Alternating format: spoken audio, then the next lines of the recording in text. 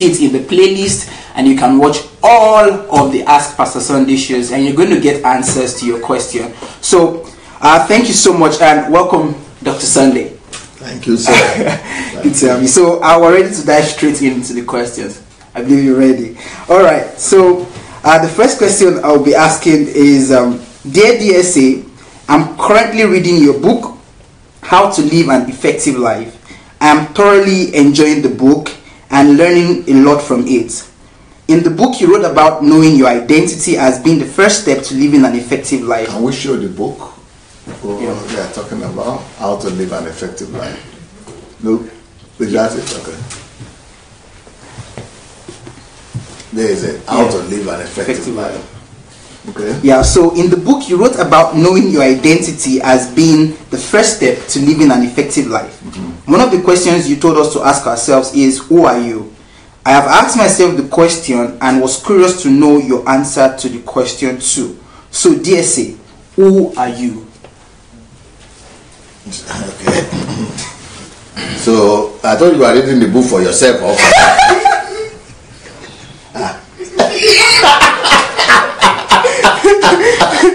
Maybe the person needs like a model, on how to answer the question. So, an example. The guy got his own revelation finished. After he finished with himself, he yes. Okay. He now decided to deal with it. Okay, thank you so much for that question. Who is Sunday Adelaja? That's what I'm hearing. I'm not particularly sure of how detailed you would like my answer to be. How much time you would like me to give to that answer. So who is Sunday Adelaja? In the short version of it, I would like just say Sunday Adelaja is a friend of God, a God revealer, and a deliverer. That it will be the short form of it. I hope that is clear, or if it's not clear, or if the person or you or feel that I must expatiate, or I must talk other things, or I must talk more about myself, then we can keep on going. Just ask what you would like me to tell me. What you would like me to do. So the short version of your identity, because this question is about identity. Okay. Who am I? So it answers the question of identity. Mm-hmm. And so you said you are a friend of God. You also mentioned that you are a deliverer. And you missed one. Okay, I missed one. Okay. Okay, you're a friend of God, and also you're a God revealer, and you're a God revealer, and you are a deliverer. Yes. Yeah. In that order. Okay. So what's special about the order? Because I put third for second. Is there anything particular about? I missed the second. I would rather say. Okay, I missed the second. That's the way it appeared. I missed the second. So, what? Is there anything particular about the order? It's important that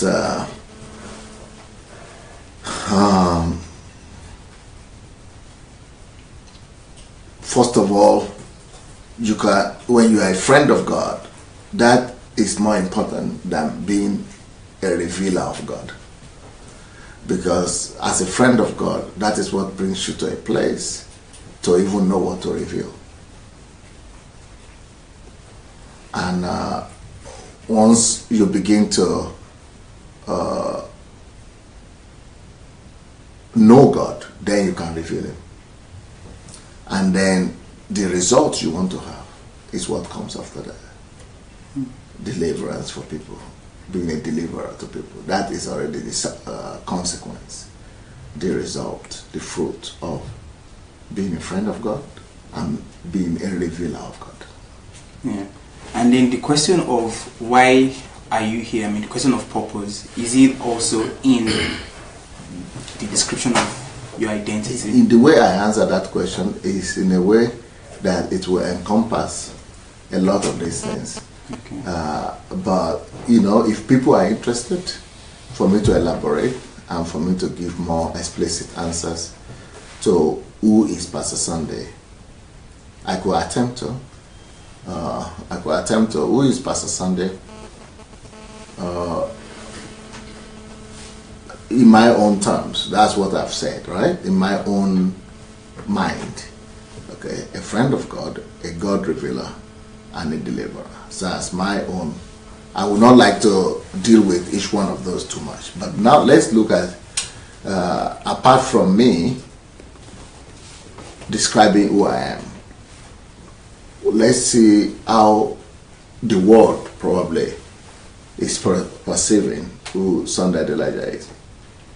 If people who don't know me, they will probably say that's a troublemaker, a controversial personality, and someone that is just in his own world, just wanting to cause trouble for everybody, and somebody that is just there to destroy other people's ministry, an antichrist.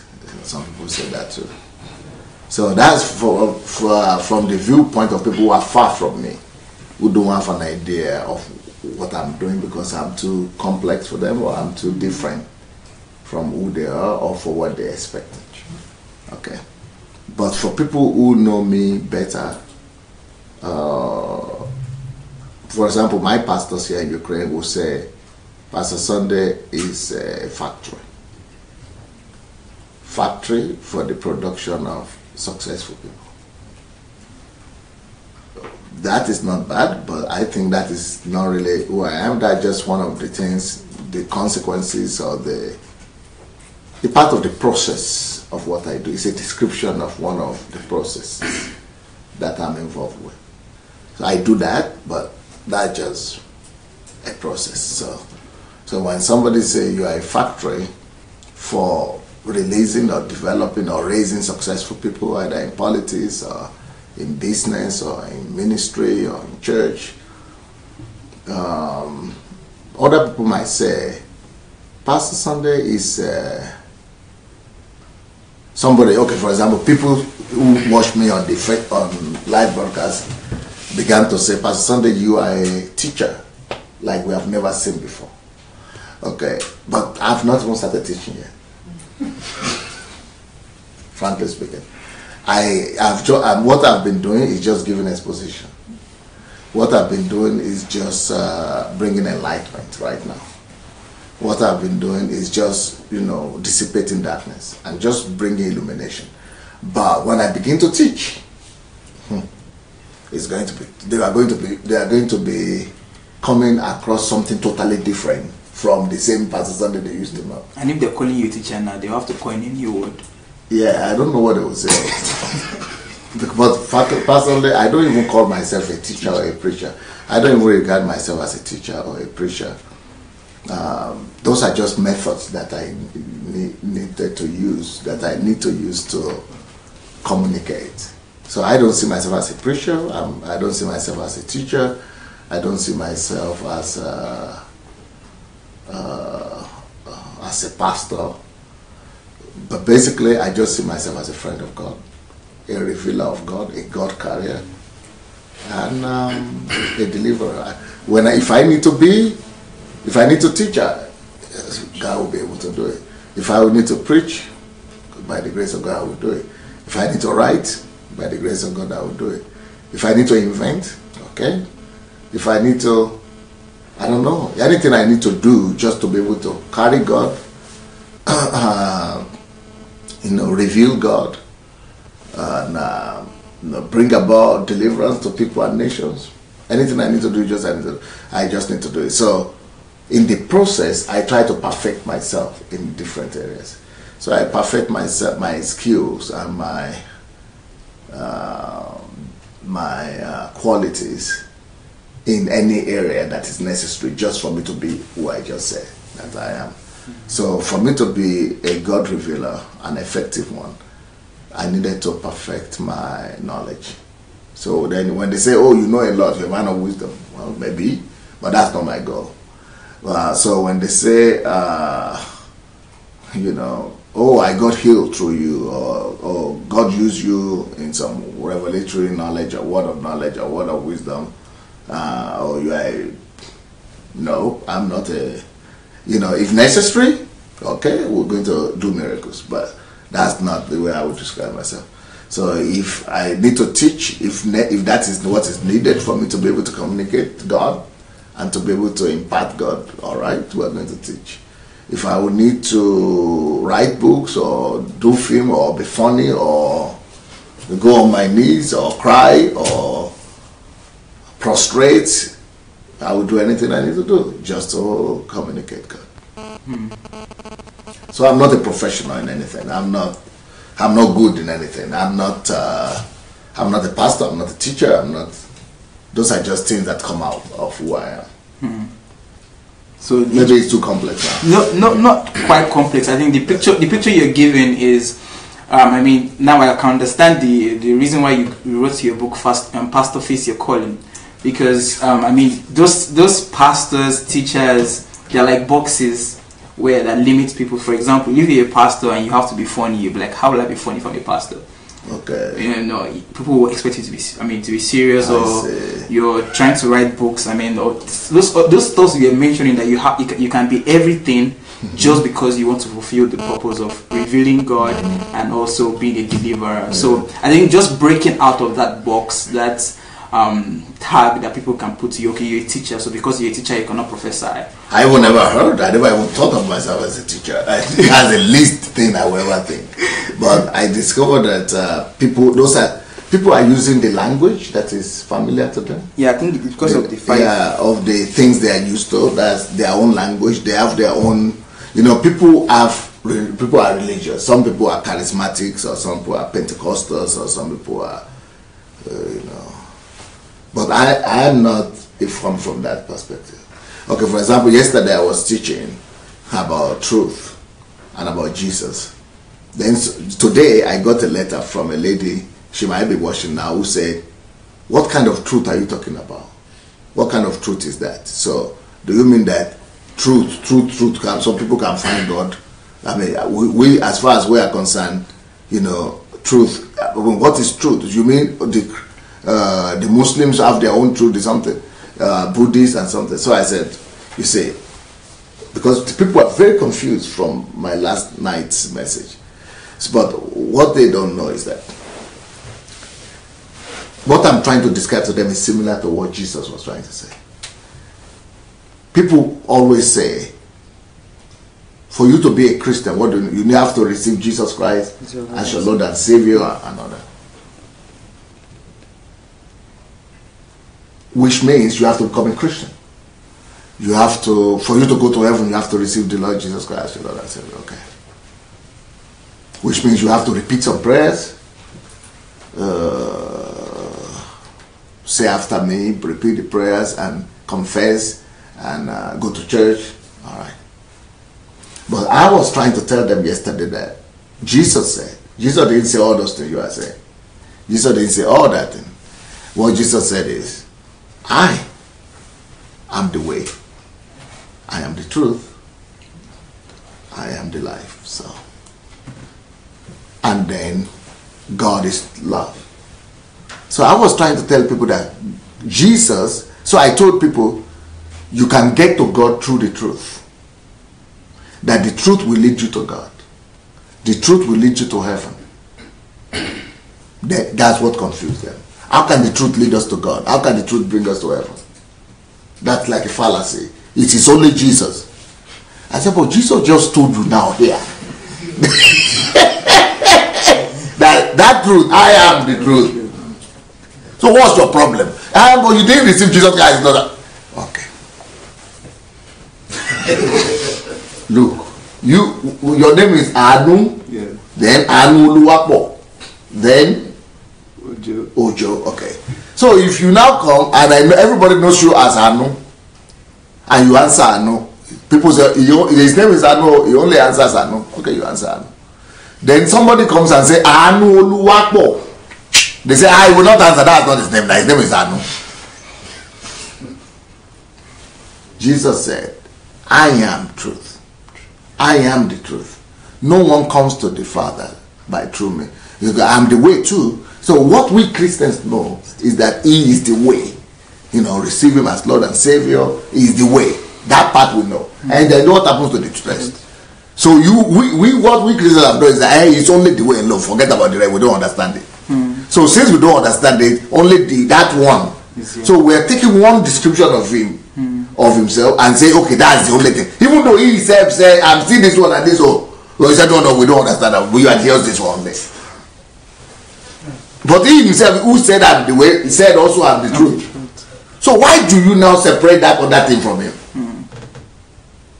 So I wrote the lady to put her to peace. I said, the truth I'm talking about is Jesus. The same Jesus. Because they are all confused. They're thinking, what I'm saying is that people can get to God without Jesus. But that's not what I'm saying. But what I'm saying is that if you want me to use your language, Jesus. Yes, people cannot get to God without Jesus. I'm not saying, like some people are saying, you can go through any religion to God. No, that's what I'm saying. But I'm just saying, truth, Jesus is not religious. That's what I'm just trying to say. Truth is Jesus, but Jesus doesn't always have to come in religious packaging. So Jesus is not religious. Okay. Can you try to imagine God or Jesus without religion, without every religion, all Christian thing you know, all religious Christian activities? How will it look like? Some of you cannot even picture God without religion. Because the God you know is only coming in the packaging of religion. So if the religion is removed, you're dead, your faith is dead. You are dead. You don't have anything. You don't know God again. For you, religion means God. So what I'm trying to tell people is that Jesus transcends Christian religion. Am I blaspheming again? No, I mean, so, okay. History of Christian. So Jesus is not a Christian. Huh?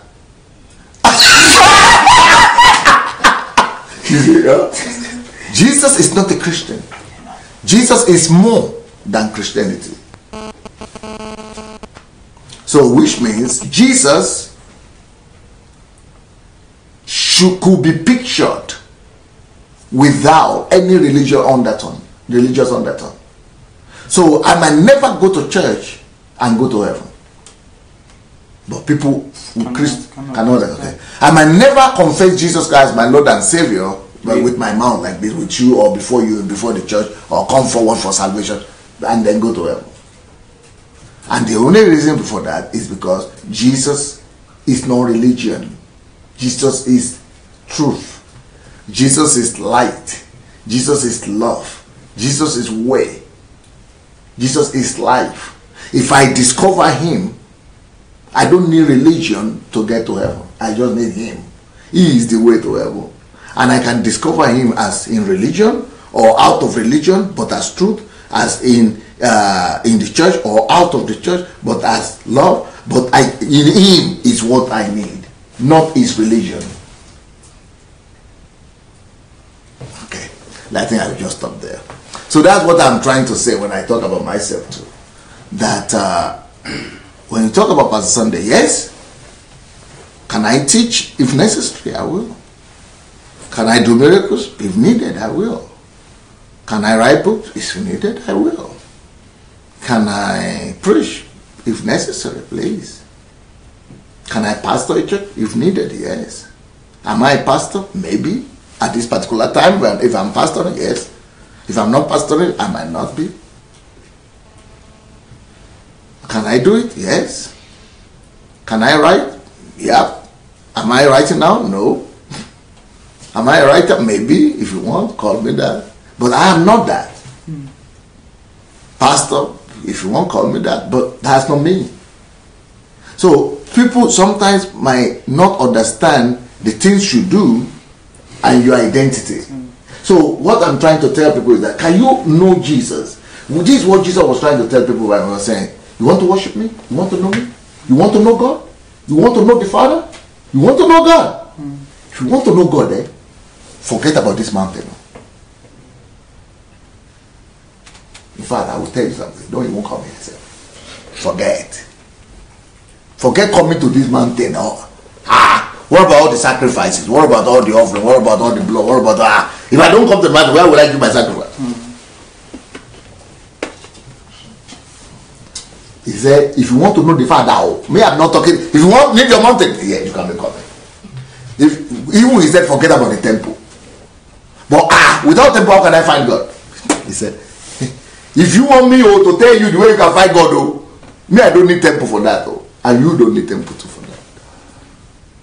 Because if you want to really worship God, don't need that. Forget about that temple. Because those who will worship God, they only need two things: be in the Spirit and in truth. Love the truth and be in the Spirit. If you can discover truth, forget about religion.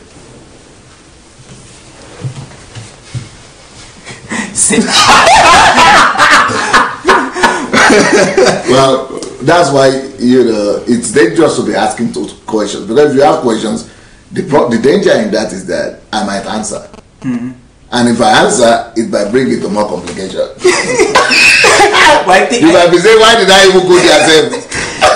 You might be regretting if I ask that question. Yeah, I think one of the good things, I don't know, but so people want to put me or you in a box. That's the point. So if I'm not behaving the way they expect me to behave, they are not saying, then he has limited or he has backsliding. But they are the ones who are limited.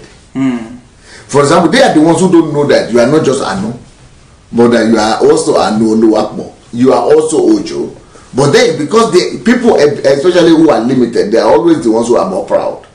People who are limited, they are always the ones who are more sure. They are very sure. But people who know a lot, they know that they don't know anything. But people who don't know anything, most confident. They are the ones who have known everything. They will say you are even the one who don't know what you are talking about. Just like when you listen to me for the first time, you say, this guy doesn't know what he's talking about, isn't it? Yeah. I tell them the story. Yeah, we had a discussion earlier today, and the first response the reaction I had when I listened to Pastor, it was during the after the demise of Dr. Miles Monroe, and if you can remember, he came out with several series talking about the issue of death and why good men die tragic deaths, and that was like the first time I was listening to Dr. Sunday, back to back, because I was following Dr. Miles, and I just saw him talking about it. So I listened to the first episode. I was like, what's this guy saying? He's just trying to get attention. Who is he? Like making some statements like he wants to die young himself, and it's better to die young than to die old. And I'm like, what's he saying? Like, I was just like, man, this guy is in error. Actually, he doesn't know what he's talking about. But I kept on listening because there were some thought processes that he was sharing that was making me think. So, for example, at that point, yeah. So what you know that time compared to what you yourself know now. Nah. Who is it that doesn't know anything? It's our parents. But it is that time when you yourself compare to what you even know now, you will discover that the one that was watching that time didn't know anything. Not even compared to me, but compared to yourself. To me. Not even you. That one was ignorant. You see? But it is that one that said he doesn't know what he's talking about. True. But the one that knows more now is sitting with me and interviewing me. True. Very true.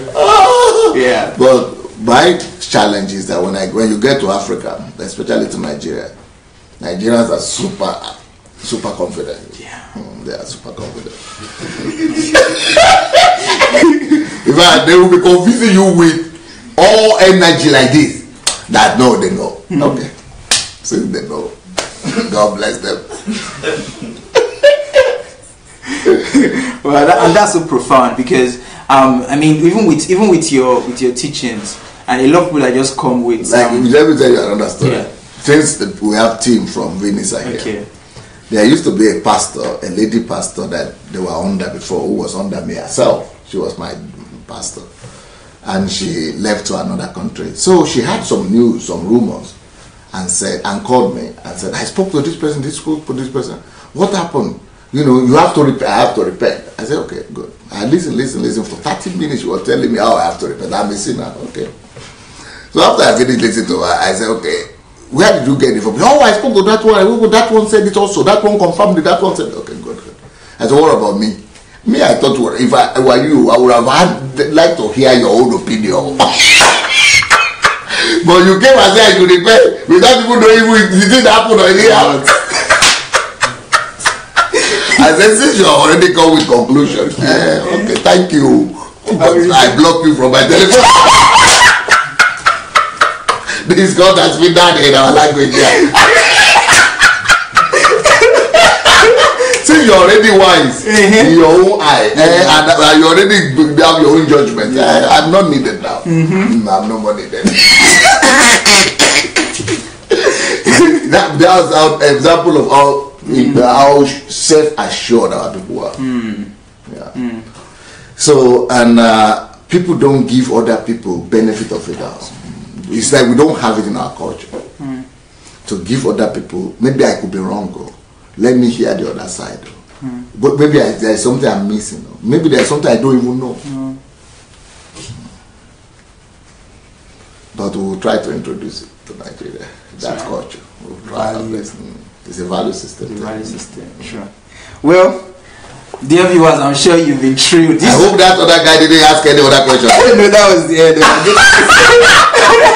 That was the end. Yeah, not even asking him if he's going to be satisfied or not. Well, I was going to say that. So, well, thank you, dear viewer, for asking that question. I mean, it caused a whole. You don't want to recap it for him. Yeah. Okay. Basically, you asked the question about who. I mean, for DSA to answer the question, who are you? And DSA described himself. I mean, in 3 shots, with 3 short answers. First, he said that he is a friend of God. Second, he said he's a God revealer, and third, he's a deliverer. And he said it can be anything else just to fulfill these purposes. I mean, to be a friend of God, to reveal God, and to also be a deliverer. And talking about how, you don't need to put yourself in a box and allow people, put you in that box to describe you who you really are. But find your identity not based on the description of people around you, but find your identity based on your core. You also being in relationship with God. And he also explained some other things that has to do with also gaining understanding, not thinking you are wise in your own eyes and thinking that every other person is wrong. Giving the benefit of the doubt. He explained also about the truth, how knowing Jesus is also knowing the truth. And I believe even more questions and more thought processes that he shared would also resonate in your mind, and maybe more questions will come out. So feel free to send in your questions, and I hope that his answer helped you a lot in being able to describe yourself and discovering who you really are. And thank you also, DSA, for your response. Is always, for me, I like it because it makes my head think too. It makes me use my brain a little bit more. All right, sir. So let's go to the next question. So this person is asking, having known that I'm called into the ministry, how do I start? Am I to serve under a ministry first? I am 24 years old. I feel that I'm getting old for ministry. And please, sir, please list for me some sacrifices I must do for an outstanding ministry. Some price to pay.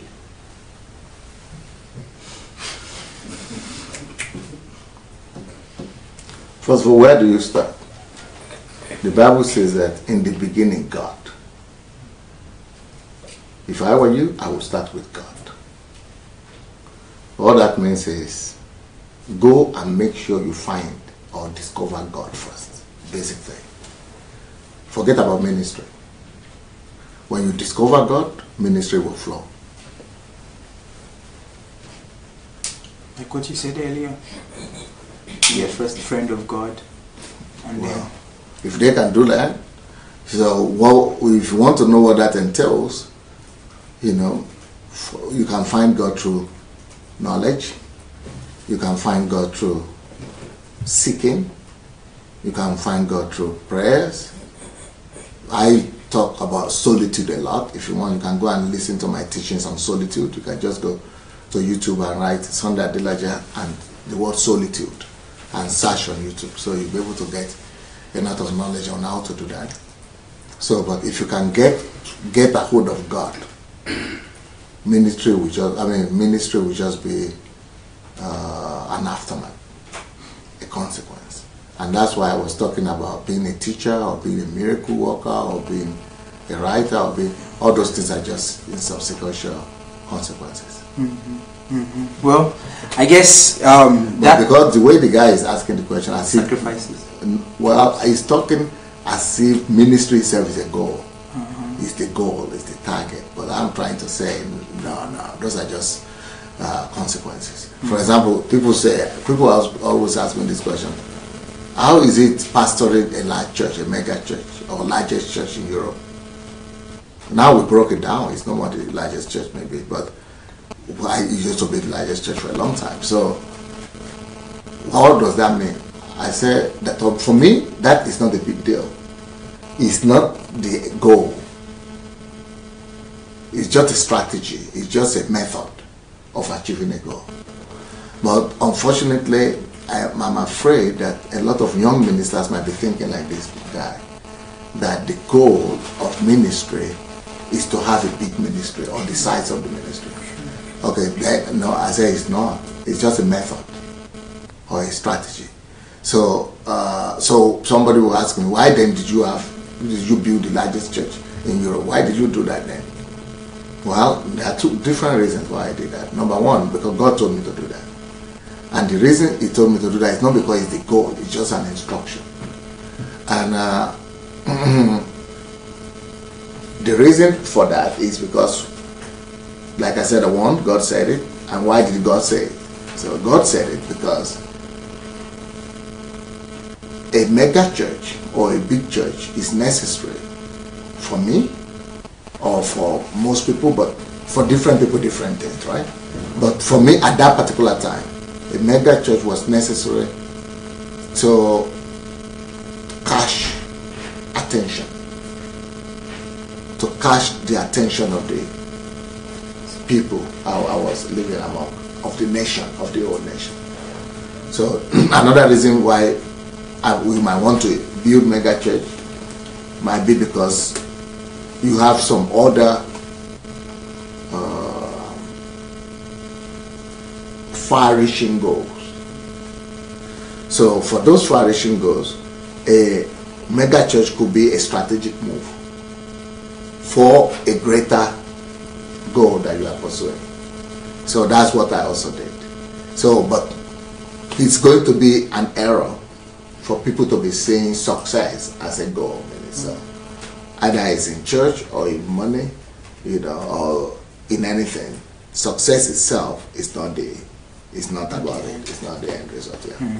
Yeah, and I think this answer would, I believe it should be helpful to young ministers. People that are aspiring to go into ministry or who believe they have a call into ministry, because the model that we have right now is you're pastoring a 20,000 congregation church, member church, and the way people assess success in ministries, your membership capacity, and how many people you have. If you have less people, you're not doing well. Of course, you increase your number and things like that. But just knowing that should be a means to an end, not should be. For example, what did we do in my own case? We had over 100,000 people all over Ukraine. In the 25,000 were just Kyiv. But it got to a point that I noticed that it was now counterproductive. What did you notice? Oh, well, counterproductive in the sense that when we were having 25,000 people, I saw that most attention was coming to me. Everybody started looking at me as a superstar. And if you are a friend of God, you will know that that's a problem. Because I knew that the attention, people were coming to make sure I was in the service, I was in the church. I was becoming an idol.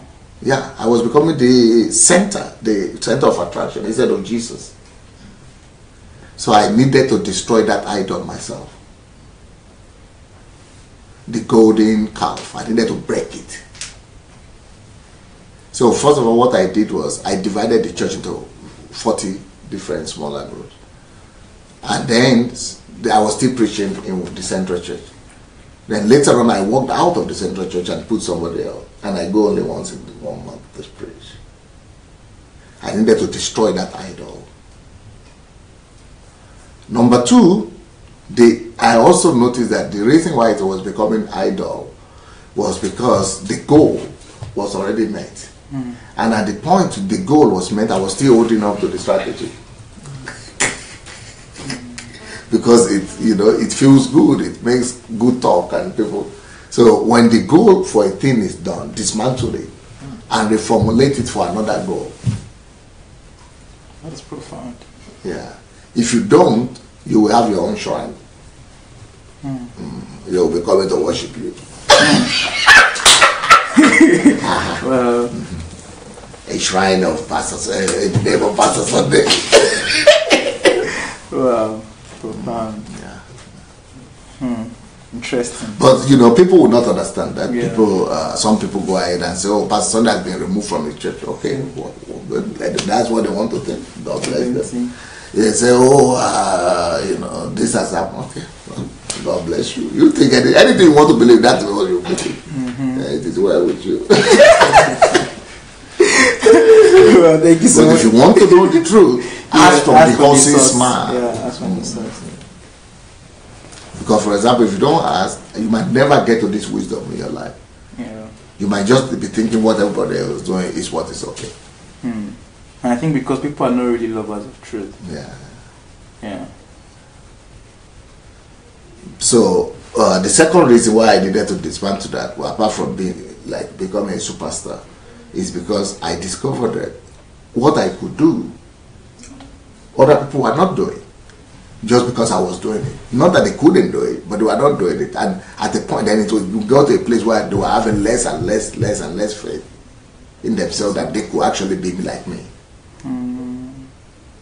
So I needed to dismantle it to now build another structure to convince people that I'm not better than you. We're the same. You can do exactly what I can do. That's why we now started doing the trainings and the home groups and because that's the strategy now. So that now nobody needs to call upon me for deliverance of alcoholic or drug addict or for healing of cancer or to go and preach anywhere. No, I'm not needed unless if I just need to come up or something, because everybody can do that now. Sure. Amazing. Well, thank you, DSC. Well, dear viewers, if you're just joining us, this is Ask Pastor Sunday show, and I'm sure you've been getting answers to questions that you might not have even thought about. And thanks to the people that have sent in their questions. Sorry, before you go ahead, I would like to say that, to just add into that question, yes, as a pastor, your ultimate goal should be to make yourself irrelevant. If you don't have that goal as you at the back of your mind, as your ultimate goal, then you are going to become an idol one way or the other. Right. Or you are going, you are going to miss it. You are going to go into error. Yeah. And I think that's what we have today. Actually, we have a lot of idols. Yeah, we have a lot of idols. I stumbled on one, and the person was about to pray for some people, and they were like trying to rush for him to pray for them, and he was like, "Hey, I will leave now. I will leave now." Threatening those folks that are in need of them. I will leave now. So if I leave now, your hope, your condition is already. Your hope is dashed. Your hope is dashed. So hey, they are rushing out. I will leave now, and they're like, "Yeah." But what about if you leave and God doesn't leave? No, they don't present God. God is not in the equation. Okay. God. So you don't get it. God is not in the equation. Maybe he's in heaven. God is not in the equation. But here on that, it is there. Yeah. Okay. The mouthpiece of God. Okay. Yeah. That's it. But that's so profound. This all by itself can produce a new generation of pastors and of ministers that would have the right mindset of the kingdom. I mean, trying to raise giants. And that's the whole purpose of the church. Because I used to ask the question too, that why is that it's only one man of God that, I mean, they are organizing a huge conference and he's the only one that can perform miracles. Even his assistant general pastor is not going to do it. I'm not going to talk about other pastors. Other members. Even his right hand man, he's still doing boy.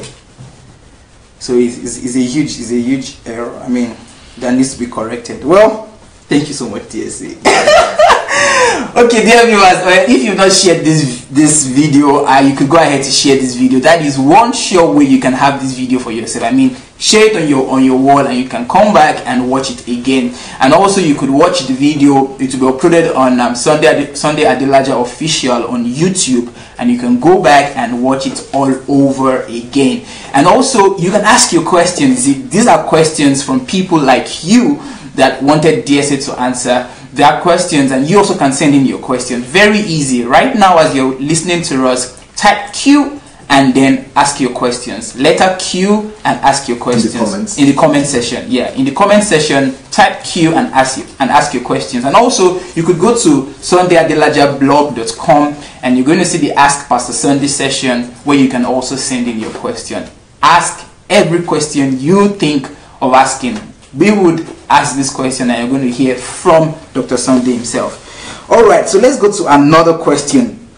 Good day, sir. I have passion for self-discovery, but I want to know how to help someone who has passion for something other than what he is studying in the university. This person is being sponsored by the parents, probably to fulfill their dream. Sir, I don't know what to do, and I need your invaluable counsel on this matter.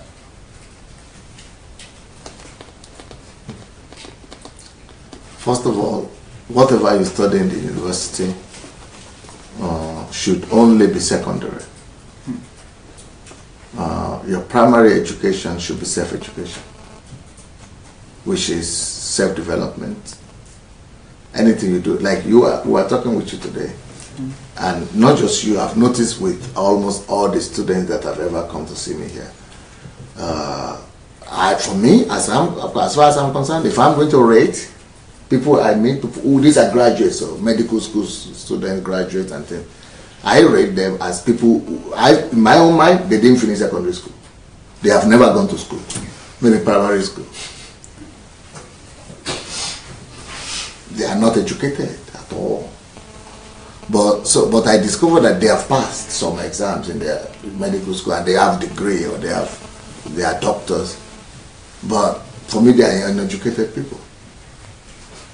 So, and you were also telling me today, affirming that thank God that you came across Dr. Sunday, that because some of these things you are learning, you won't have even known it. Is it okay?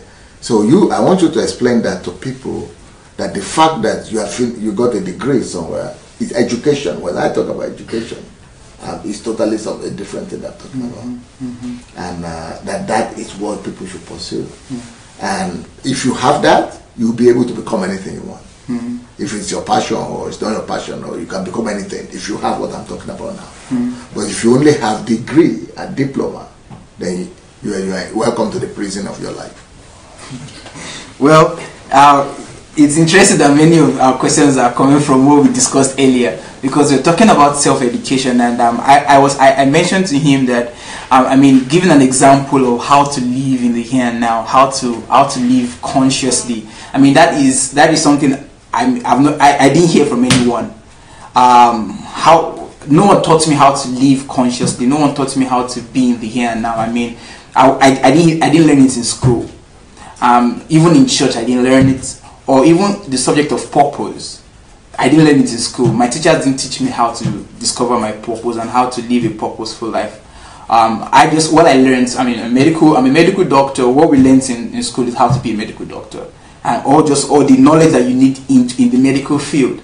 But then talking about self-education, and that is something that we can't trade for any other thing, because that is how we can become the best version of ourselves, because it's only through self-education that you're able to tap into your ingenuity. That's the only way you can unravel the things that are in you. I mean, because one of the things that I also learned from him is that we were custom made by God, we were packaged by God to fulfill a specific purpose here on earth. And it's only through self-education that we can begin to discover and unearthing all of those treasures that are in us. And through self-education, you learn beyond just what you're taught in the classroom. You learn life, because we're talking about how nobody teaches what life is. I mean, the essence of life, not job, not wanting to be a doctor or an engineer, but what life really entails. We don't get to learn that in school, because school will not teach you about life. You won't learn about so when I say people are not educated. Yeah. When in my own understanding, why do I say that? Does that make people feel that, okay, what does it mean? Or these people I met are so bad?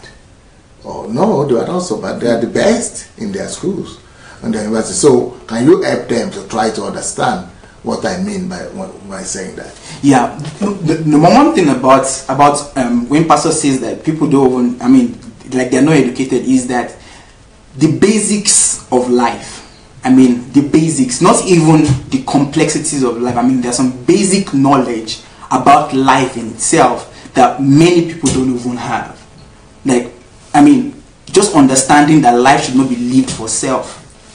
As basic as that is, that your life shouldn't be lived for yourself alone. Living for yourself is the least form of life. Just that basic understanding, many people do, because the whole idea of going to school, getting a job, is for people to get a comfortable life for them. So that's like the ideal picture. And that's what most people, I want to get a good job. Like, ask an average Nigerian or an average person, why do you want to be a doctor? Why did you choose being an engineer? Yeah, I want a good job.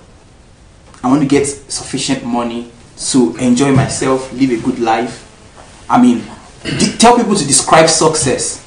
If people are to describe success, the description of success is living a good life, living a comfortable life, being able to travel to any area of the world they want to travel to, having enough money in their account, having cars, jets. That's the definition of success. But then when you come with another paradigm telling them that that's not success, that success is defined by the fulfillment of purpose. You can't say you're successful if you've not fulfilled the reason for your existence. You can't define yourself as great if you're not serving humanity. So these are basic understanding of life, that you meet people and they are not even able to produce it. Or for example, you always scold us here. We just daydream. The issue of daydreaming, like we just do it without us even knowing that we're daydreaming, and we're just lost. And they're like, "Hey, did you sleep on me?" And that's like basic. What makes you different from an animal is that an animal lives on instinct. An animal lives by instinct. They are not conscious. But what makes you a human being, a thinking being, what makes you different from an animal is that you're a Homo sapien. You're a thinking being, and you have the ability to be conscious and to know what you're doing part time. That's like a basic understanding. But many people don't even understand the concept of being in the here and now. Even some of us that won't understand it, we're still working daily to live consciously, because that's like we don't hear it. Nobody teaches us how to do that. And many of those basic things. So I think one of the things why you come, another example is you come into the room and the whole place is dark and people are still there, and nobody thinks about, okay, this place is dark, we need light. And then you come into the room and you're like, why is everybody sitting down in darkness? You guys are biomasses. You're not a personality, because the reason why many of them are like, okay, why should I take responsibility to switch on the light?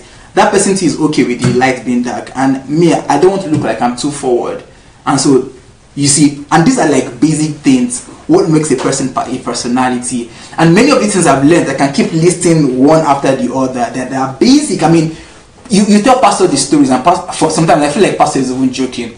Pastor will be like, like, are you serious? People think like, I'm like, pastor, come on, this is like status quo for us. Like, this is how everybody lives. And pastor's like, no, I can't believe So when you say people are uneducated, what I hear is that, I mean, the basic things of life that everyone should know, you don't even know it.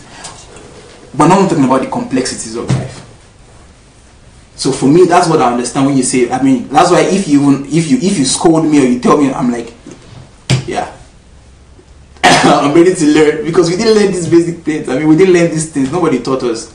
Well, we just go to school, learn ABC, find X that did not get missing. But the tragedy will begin when you begin to think that these people didn't just get certified as doctors. But now they are thinking they are somebody, but they are nothing. Yeah. But it even becomes worse when that same person goes and begin to give birth to children.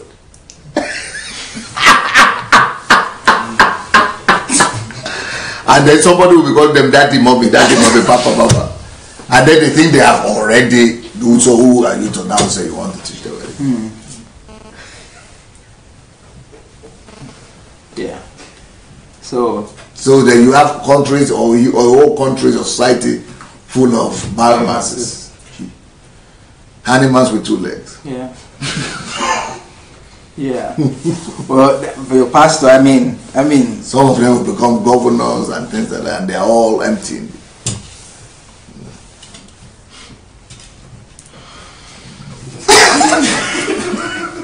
At that point where you're like, well, we have to keep learning. And I mean, the conclusion is, I mean, there's nothing that you can replace with self-education. There's really nothing you can replace it, because that is where you make all the discoveries possible. That is where you develop yourself. That is how you can live an effective life. That's how you can maximize life. And that's why this book is important. Huh? Yeah, I'm reading the book presently, actually. Also, and trying to read the novels. But this book cannot be read without the essence of life, I think. The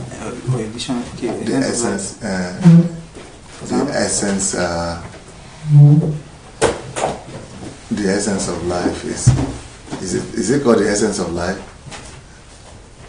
The essence and meaning of life, or what? Meaning and essence of life. No, yes. Value, yeah. The value and essence of life. The value and essence of life, yeah. The essence and value of life. The essence and value of life. Yeah. This is actually the foundation. Then comes the thing. You have to know the essence and value of life. Essence and value of life. Not many people do even question themselves what is the essence and value of life. People might ask themselves, who am I? But what about life as a whole? What about life itself? What is life? What is the meaning of life? This is what answers it. Then this now tells you in particular how to take advantage of this life and make it effective for yourself and for your goals and for whatever. But the who am I only helps us, who am I, helps you to discover you. So there are 3 things. Let's hold them. 3 things. Can you tell me the difference between these 3 books? Well, who am I will help you in discovering you. I mean, to give you answer to your identity. Okay. So why is that important? Why this is important, because it helps you understand yourself. I mean, understand you as an entity, not life. I mean, broad, but you specifically. So the focus is on you as an individual. Okay. Yeah. Then the essence and value of life is giving you a holistic. So this is you in the picture of life. So this is like you in the this life that I have now. What is the value of the life? Why am I living? So it's going to give you the understanding of the essence and the value of the life that you possess. The you have discovered and the life that you have, it will give you an understanding of that life and why is that life valuable. And not just your own life, but holistically. Of life generally. And then this is going to give you the steps on how to maximize the discoveries you've made here. Who am I? Life, essence of life. So now you get the best result out of life. Of your life. Yeah. So people don't know sometimes that there is a formula behind my books. People might just think there are just too many. There are just too many something. But they don't know that. Somebody can just look at this and just say there are 3 books.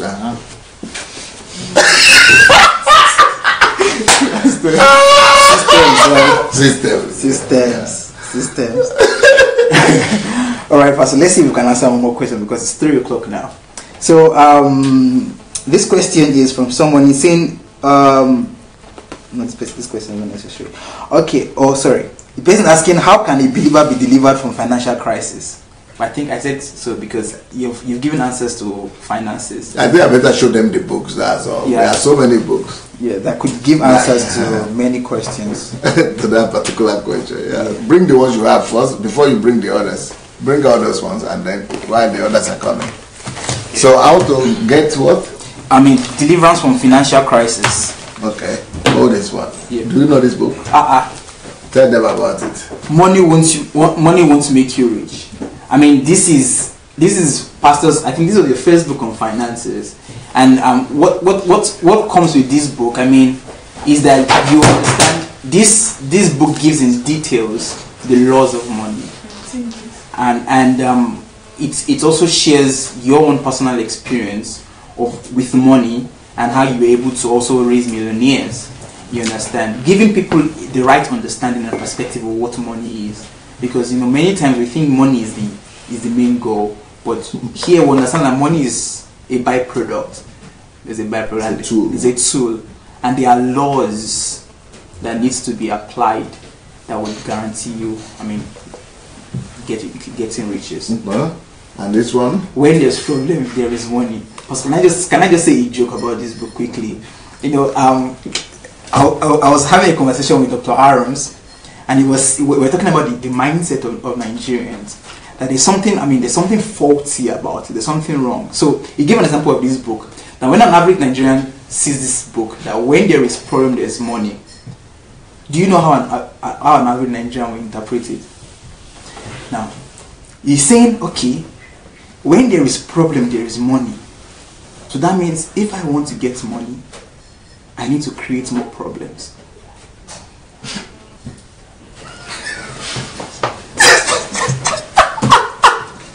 That face he gave was the exact face I gave.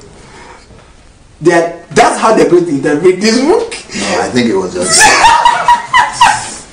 I don't think so. I think it was just. Well, it was because that's what he said. He said that's how they're going to do that. Okay, when there's problem, there's money, so I'll create more problems so that I'll get more money.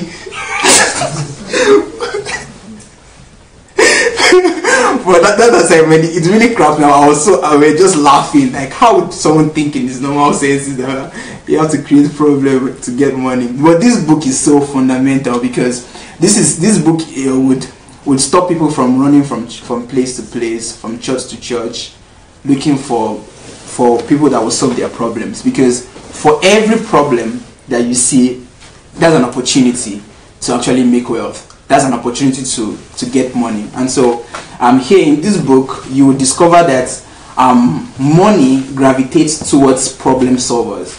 People who understand that trapped in every problem is an opportunity to get money. They will understand. So and that's the idea. Every business you see today is a product of a problem. And it's a product that someone saw a problem and they thought about an answer and that became a business. Name it, Facebook, a problem. People could not communicate to their friends. So they needed that. Or is it Ford, Henry Ford? He saw a problem. People needed to commute. So every problem, there is money. Okay, why losing your job is the best thing that could happen to you? This is to be a shock. I think this came up. The Nigerians inside totality. Yeah, because this was like your reply to someone. I remember it was Chioma that sent you some questions. I can remember that series very well.